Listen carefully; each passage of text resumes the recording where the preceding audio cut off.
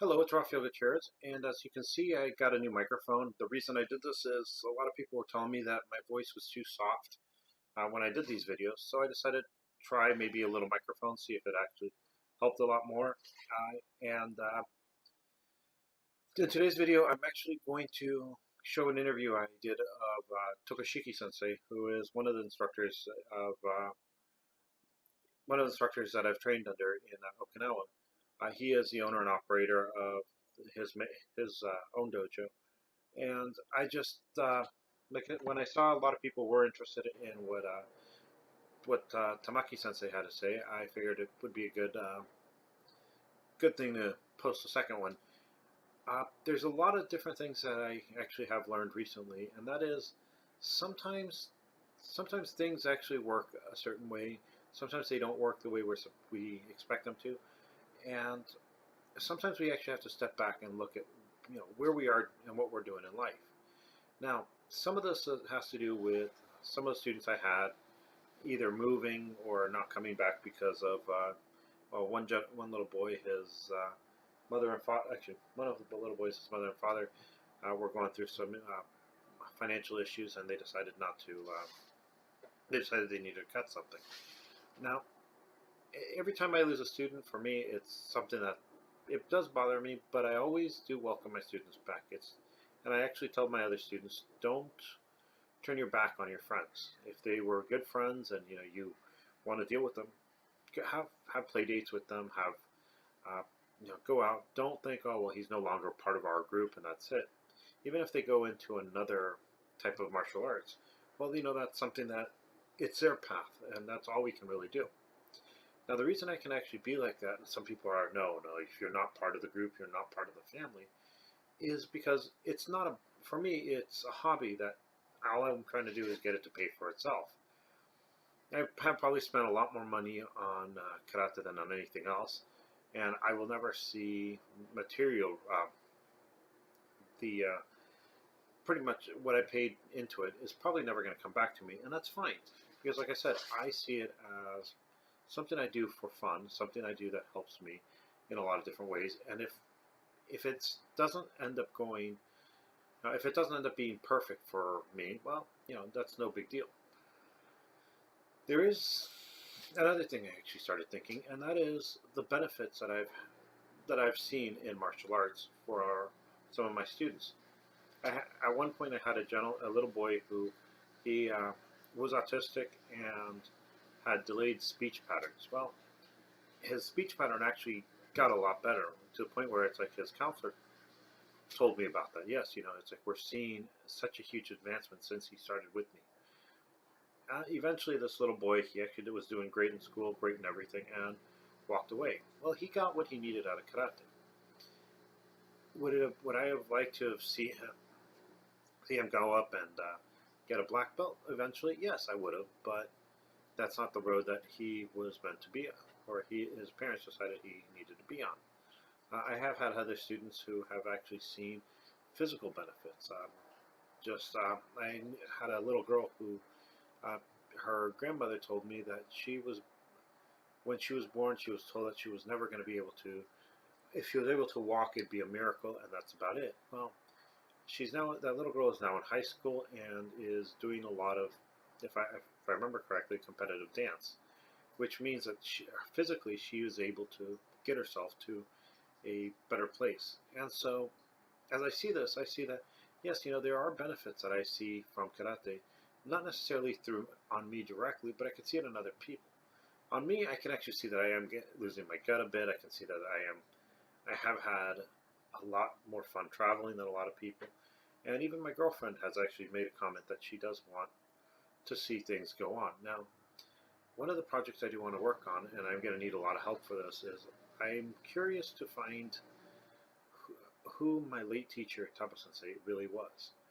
Now, I'm always going to judge him for who he was to me.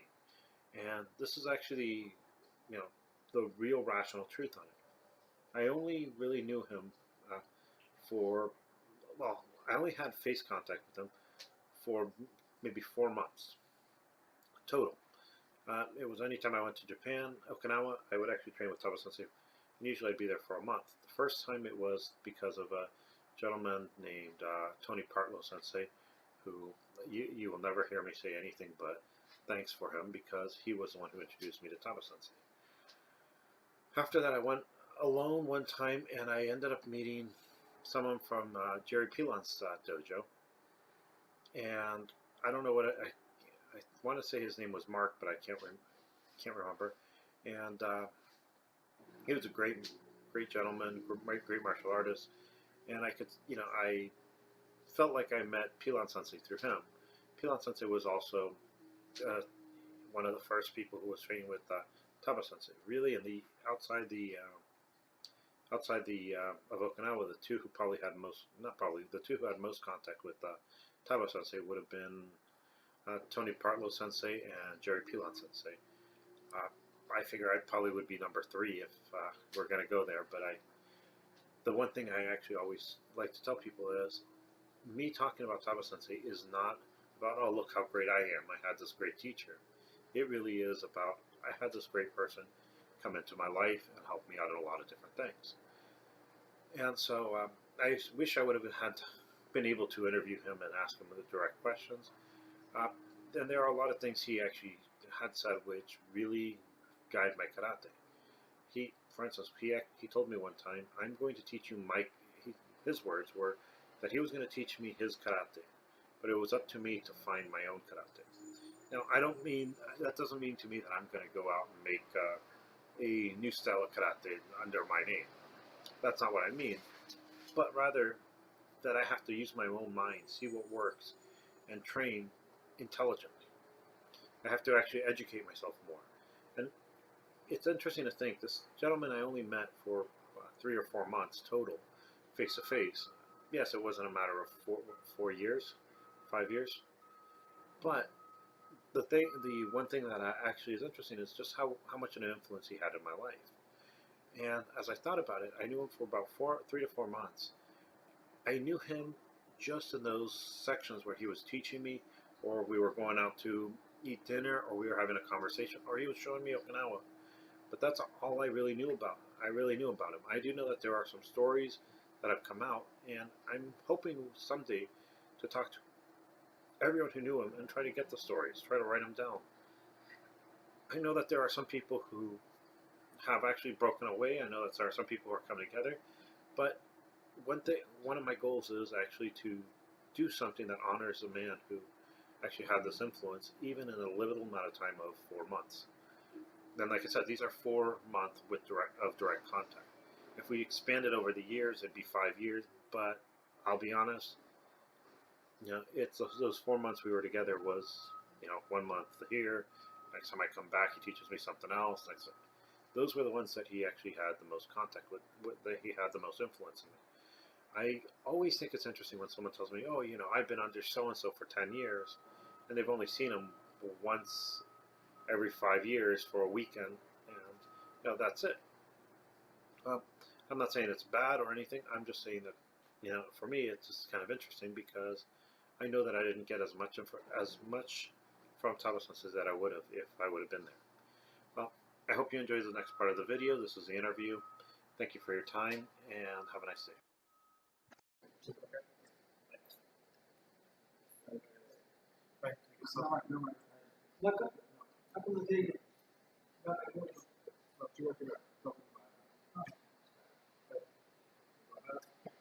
Today, today, I'm with Tokashiki Sensei of Shorin Ryu.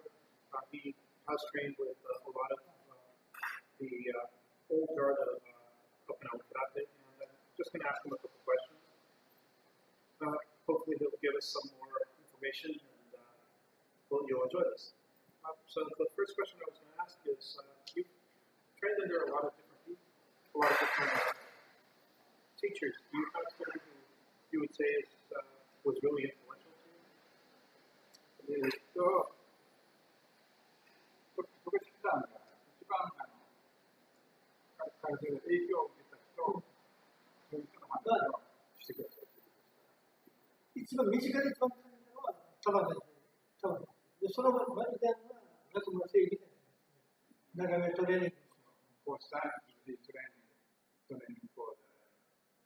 なんか見ねえと、リスペクトとか、なんか無駄せえ。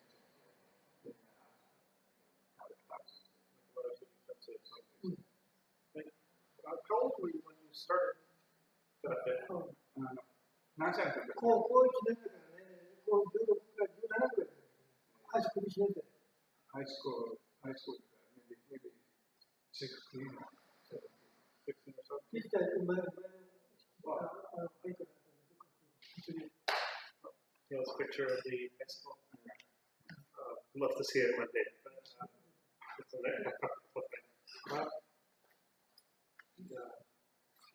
I know that you taught under Shorin Ryu and Sabo Sensei for a while.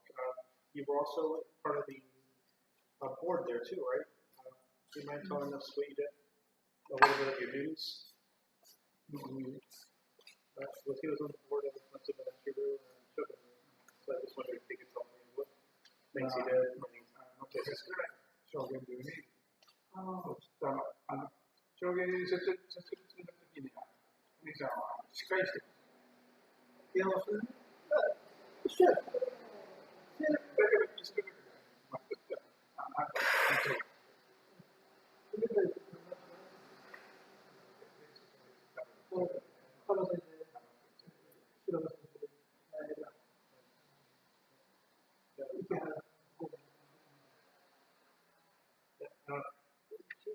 He has gone to quite a few countries to do seminars. Does you remember which one the first one he taught was? 世界が一つでセミナーを開いてますけど、一番最初はセミナーです。一緒にカナダっていうのは、ファースト2002年。2002年に初めて。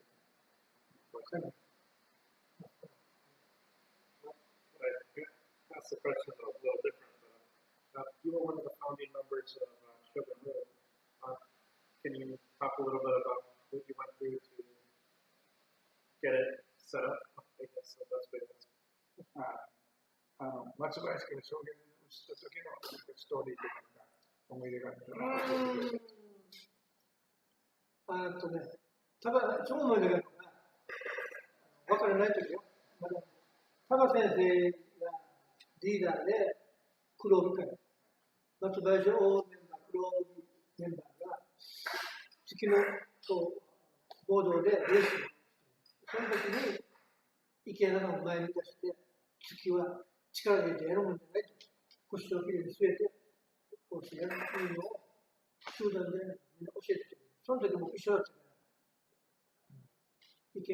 池原の前に出して、タバ先生が大カラトメンバー、松林メンバーに基本の動作を教えてくれる。これには一緒に同席してるから、それまではこう力に行くことが全然違う。メンバーというのは、上にタバ先生にプレゼント。オール松林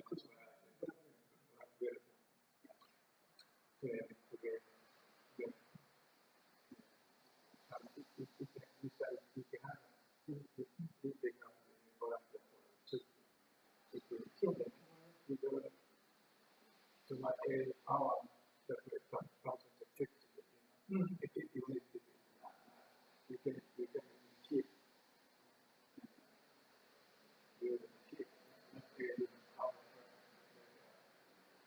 全然知らない。これ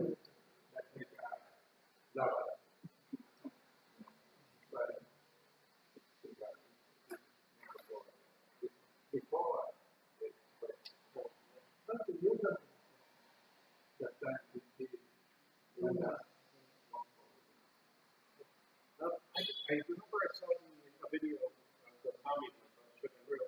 I think he did was it rope? タバさんとあれ、動画を指導してる。ちょうど60歳ぐらい。65、60ぐらい。59 or 60. あれ時は10代になっても力でこうしてるから、これ全部ダメ。腰でリラックス、腰でこう思ってください。that time he do more it's not but just ネットで行くときも、ここにどうぞ。he teaches how to do that. こうして、これ次、こう行くときも、リラックスして腰をストーンと落としてないと、全然それ落ちない。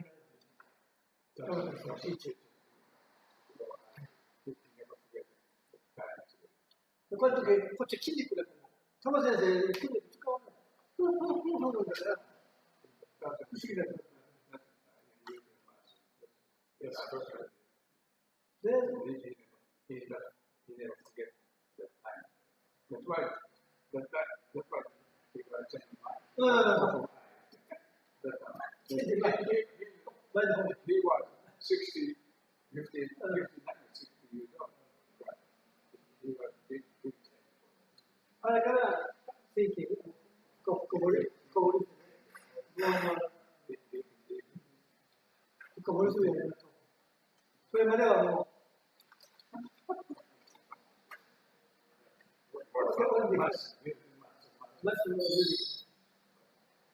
Anything you would like to talk about regarding his history and that most people haven't asked?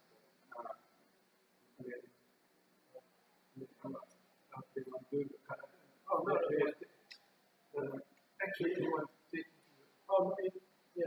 He's had a pretty long history in Canada. And he currently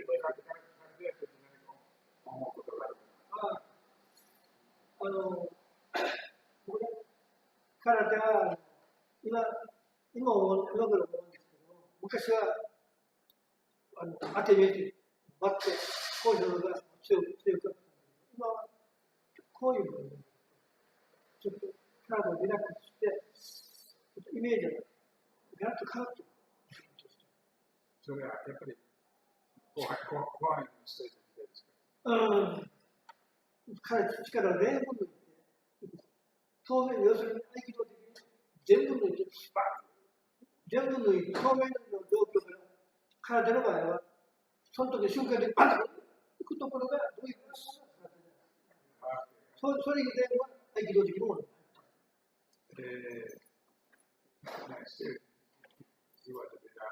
You wasn't saying before now. だって今、ちょっと見せてください。ちょっと後ろです。前のこと。以前のことをさっき。以前のこと。前の方。もしくは前の方。前の方。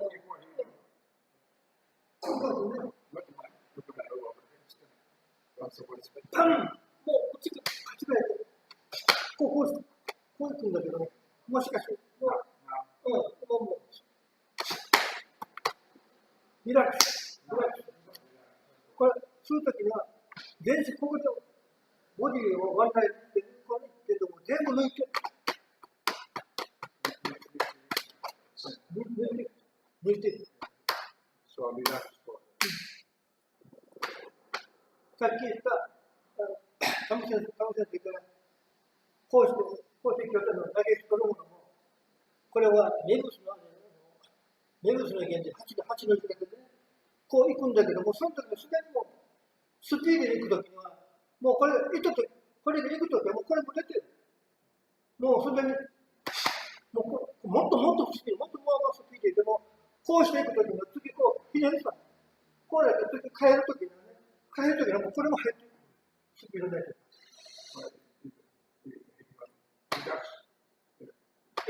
じゃなくて、もうそれに入ってる。こうするときにもすでにもう次の直でスピードが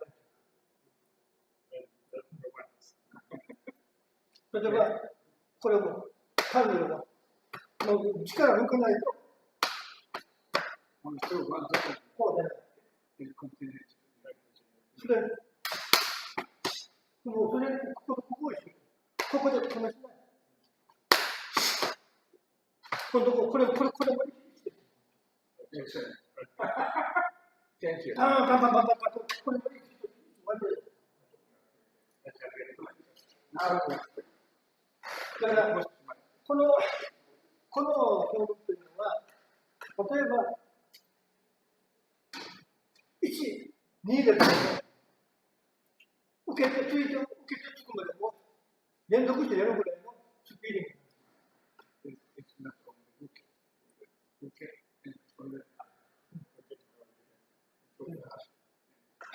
だから、それを練習するのにおいても、決してとどまらないで、とどまらないで、とどまらないと、1、2ととどまらない。連続して動く。連続して動く。この格好で理学して全部。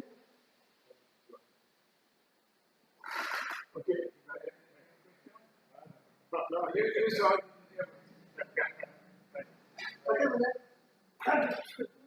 力が、強いけど、弱い。これがゼロだと、これがゼロとして、男女ゼロだと、こっちも、つかみどころがないわけ。こっち肩けど、バンってね、とどまるほど簡単。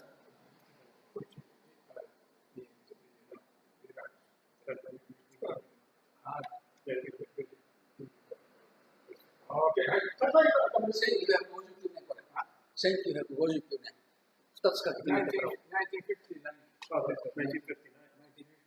さい。何歳 ?17 years old. そんなもん。17 years old. Okay. いいですか？はい。どうもありがとうございます。You have a good video? I think so. I had to show you. 大事なのはね、一番大事なのは、リラックスをして、ボディセンターに行っても保つのが、これがもう一番重要だと。Very important for make sense. ワンラインポイント。単純。Okay, thank you. さあ